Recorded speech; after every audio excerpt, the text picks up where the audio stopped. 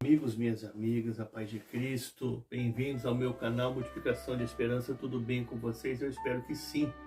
Um beijo no coração de todos, do público do Kawaii, do YouTube. E eu tenho uma palavra que vai ir de encontro à sua necessidade espiritual. Vamos direto ao assunto, porque o tempo é pequeno. A gente não pode pregar muito longo, porque as pessoas não assistem. Tem que ser razoavelmente 10 a 15, 20, 18 minutos. Então vamos aqui. 1 Reis 17, versículos 3 e 4. Vai-te daqui, vira-te para o oriente, esconde-te junto ao ribeiro de Querite, que está diante do Jordão. E há de ser que beberás do ribeiro, e eu tenho ordenado aos corvos que ali te sustentem. Vamos falar algo a respeito desse texto.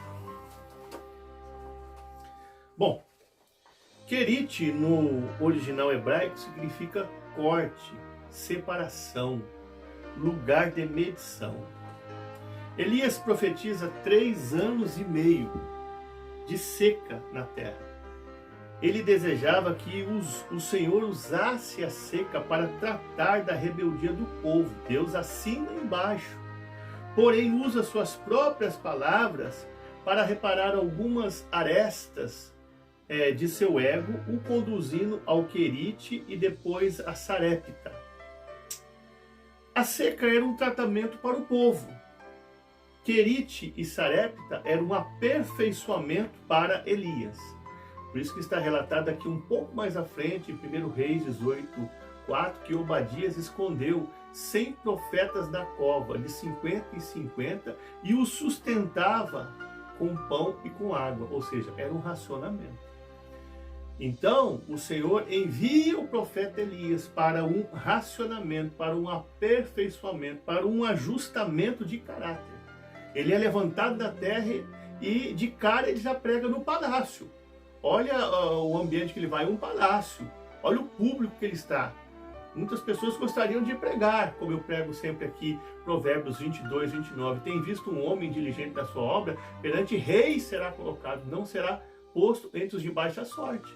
Ele é levantado e é já levado a um povo, vamos dizer assim, de uma outra elite. Só que aí o Senhor faz ele descer rapidamente e passa ele num processo realmente muito doloroso. Mas está escrito também em 2 Coríntios 12, 9, porque o meu poder se aperfeiçoa na fraqueza do homem. Ou seja, quando o homem se sente pequeno, vamos dizer assim, fragilizado, quando o homem e a mulher sente que não pode alcançar, não tem força, não tem potencial, não tem inteligência, ele não tem como conquistar. É nesse momento que o Senhor aperfeiçoa a sua força infinita. Bom, um dos significados de Querite, como eu já disse, é corte, e nós não gostamos de ser cortados. Achamos que podemos tudo, entendemos tudo, conhecemos tudo, queremos ter lucro, sucesso e prestígio em tudo que nós mesmos produzimos. Porém, como vemos nesse texto, o Senhor conduz Elias ao Querite, que significa corte, para começar a cortar da sua vida alguns costumes, algumas manias, alguns comportamentos, algumas atitudes, alguns pensamentos, etc. E aqui fica a pergunta: o que precisa ser cortado da sua vida? Você sabe e o Senhor sabe. E o que precisa ser cortado da minha vida? Eu sei e o Senhor sabe. É um particular nosso com o Senhor. Mas Deus está se revelando a sua vida através dessa mensagem. E você está entendendo. Deus disse a Elias: você vai beber água à vontade, mas é do Querite. Não adianta tentar se aventurar e procurar outras fontes aí não. Está com sede de água do Querite. É só essa água aqui. Hebreus 5:9. Tendo ele mesmo sido aperfeiçoado, tornou-se fonte de salvação eterna para aqueles que obedecem. Ele é a única fonte inesgotável. O Senhor, nesse tratamento, nesse aperfeiçoamento, nesse ajustamento de caráter, Ele está tentando mostrar para Elias: Elias, eu sou a única fonte. Você está aqui para entender que eu sou o único na sua vida. Depois que você vai sair daqui crente, Elias. Eu sou a única fonte. Era isso que o Senhor estava querendo mostrar para Elias, que ele era a única fonte, como está escrito em João 15:5. Eu sou a videira, vós as varas. Todo aquele que está em mim e eu nele, este dá muitos frutos, porque sem mim nada podereis fazer. Deus estava tentando dizer para Elias: Elias, sem mim você não pode fazer nada aqui na terra. Eu tenho o controle da sua vida. Eu administro, eu guio. Eu tenho o poder de realizar tudo o que eu quero na sua vida. E também, com esse ajustamento, Elias estava aprendendo algo muito importante. Depois desse treinamento, ele nunca pensaria em abandonar o Senhor. Se você for em Jeremias 2,14, tem um texto ali muito lindo. Porque duas coisas me fizeram o meu povo. Abandonaram a mim manancial de águas vivas e cavaram para si cisternas rotas que não retêm águas. Deu para entender? Às vezes as pessoas abandonam a fonte inesgotável e vão cavar cisternas e buscar água, se aventurar em outros lugares, buscarem água de outros lugares que não vão matar a sede sua. Porque o Senhor é a água viva. Ele é o único que pode matar a nossa sede. Ele é inesgotável. Então aqui o Senhor aproveita as palavras que Elias profetiza para o povo e também vai tratar do ego dele. Ele é levantado na terra e já vai pregar para um público de elite. Mas aí o Senhor pega ele e leva ele lá para o Querite. Depois ele vai passar por Sarepta, que eu não vou comentar nesse texto, que significa fundição. Aí entra a parte do ouro. Aí entra a parte do fogo do ourives que eu pego. Ele também passa pela fundição. Deus também disse a Elias: você vai comer o que o corvo lhe trouxer. Não adianta tentar mudar o garçom e também não adianta tentar mudar o cardápio.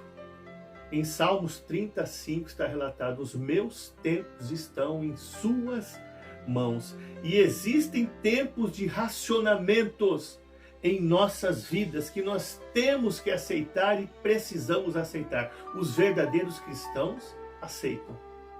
Está escrito em Isaías 30:20: o Senhor vos dará água de angústia e pão de dores.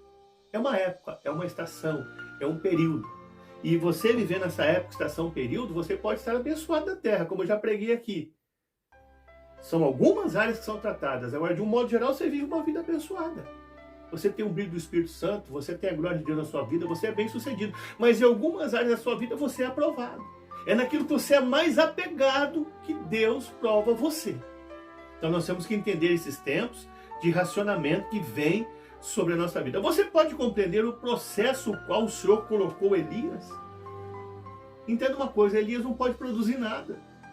É o Senhor quem produz. É o Senhor quem faz, é o Senhor quem dita, é o Senhor que ordena, dá a direção, mostra para ele. É o Senhor. Elias não tem capacidade para nada, Elias não pode fazer nada, só ouvir a voz dele e obedecer. Agora eu pergunto algo para você: Elias produziu o riacho? Não, é óbvio que não. Elias produziu o corvo que trazia carne para ele de manhã e à noite? É óbvio que não. Então, preste atenção, o que Deus estava tentando ensinar para Elias e dizer para Elias? Preste muita atenção. O que Deus estava tentando dizer para ele? Você depende de mim, Elias. É isso que Deus está tentando dizer para você que tem passado por privação, provação, humilhação, desonra. Você que tem sido caluniado, injuriado. Você que está no anonimato, você que tem promessas de Deus e está patinando, parece. Deus está tentando dizer para você: você depende de mim, não adianta, aceita passar por tudo isso que eu vou te levar sim, para os lugares que eu te prometi, mas aceita o processo de Deus na sua vida. Era isso que o Senhor estava tratando com Elias, estava quebrando o ego dele. Não é porque uma pessoa é profeta e profetiza que não tem que ser quebrado algo do seu ego. Não é porque uma pessoa é profeta, profetiza, pastor e pastora, que Deus não está lapidando na terra, não está moldando, não está ensinando também. Ele é o sumo pastor, como está em 1 Pedro 5,4. E quando aparecer o sumo pastor, Ele nos lapida, nós líderes também. Ele nos molda, ele nos ensina e nos corrige. Esconde-te. Por que esconde-te? Porque quem recebe a glória é o Senhor. Nós temos que sumir, desaparecer, sair de cena, desinfetar. Dá para você entender isso? É como disse João Batista em João 3,30. Convém que eu diminua e ele cresça. Eu posso pregar, profetizar, ministrar, mas eu tenho que sair de cena. Quem tem que crescer e aparecer é o Senhor. Então o Senhor estava dizendo para Elias: Elias, você acabou de profetizar, eu assinei embaixo, não vai chover na terra 3 anos e meio. Agora sai daí, rapaz, porque é eu que vou cumprir, é eu que vou fazer acontecer, não é você não. Então eles têm que ver a minha grandeza, o meu poder. Sai daí, sai de cena, se esconde, corre, sai daqui, desaparece, porque é eu que tenho que aparecer. É Deus que tem que aparecer. Você pode pregar e profetizar e determinar. Quando começar a acontecer tudo, não fique vaidoso não. Porque é Deus que tem que estar em cena e não você e nem eu. É Deus quem faz. É Deus quem realiza. Diante do Jordão, do Querite, Elias avistava o Jordão. E pela ótica humana, o Senhor teria que ter levado Elias para o Jordão. Mais água, mais espaço, a largura do rio era consideravelmente maior, espaço. Porém, o Senhor envia Elias ao Querite, um fileto d'água. Menos água, menos espaço, tudo menor. Por quê? Porque o Senhor também estava ensinando para ele que ele tinha que entender Zacarias 4 e versículo 10. Quem, pois, despreza, pois, o dia de coisas pequenas? Deus estava ensinando Elias a valorizar o aperto. Deus estava ensinando Elias a ser humilde. Ele estava vendo o Jordão diante dele. Quem sabe ele pensou: por que o Senhor me enviou no Jordão? Águas transbordantes, maior espaço, largura. Olha as águas do Jordão. Ele pode até ter pensado, mas o Senhor estava ensinando ele a considerar o aperto, o pouco espaço, a pouca condição. Deus estava treinando ele. Quem sabe, muitos que estão lá no Jordão, veem você no Querite e dizem: ei, você está esperando as promessas de Deus ainda? Você ainda está esperando a restituição? Você está esperando o avivamento? Você está esperando o cumprimento da promessa? Você está esperando aí se cumprir na sua vida o projeto de Deus? Você está esperando se cumprir na sua vida o propósito? Você ainda está no Querite? Só que eles não entendem uma coisa. Só que eles não sabem uma coisa: o seu lugar não é no Querite, lugar de corte e medição. O seu lugar não é em Sarepta, como eu disse aqui, eu não relatei, não falei sobre Sarepta, que é fundição. E o seu lugar também não é no Jordão, onde eles estão e se engrandecendo. Sabe onde é o seu lugar? No Carmelo. Porque depois que Elias foi treinado no Querite, foi treinado em Sarepta, ele não foi para o Jordão não, ele foi para o Carmelo, um lugar muito alto. E lá ele venceu 950 profetas de Baal. Ele teve vitória, ele foi exaltado e teu ministério explodiu. Lá no alto, lá no cume, lá em cima. É lá que Deus te quer, não é aqui no Jordão embaixo não, lá em cima. Porque está escrito em Deuteronômio 28, 12, e te colocarei por cabeça e não por cauda, estará sempre em cima e nunca embaixo. Deixa esses que estão aí no Jordão zombar de você porque você está no Querite. Eles nem sabem que Deus não vai permitir que você fique no Querite, nem em Sarepta, nem vá para o Jordão onde eles estão. Deus tem Carmelo para a tua vida. Recebe, recebe, recebe essa palavra. Deus tem o Carmelo para a sua vida. Fique com essa mensagem no coração.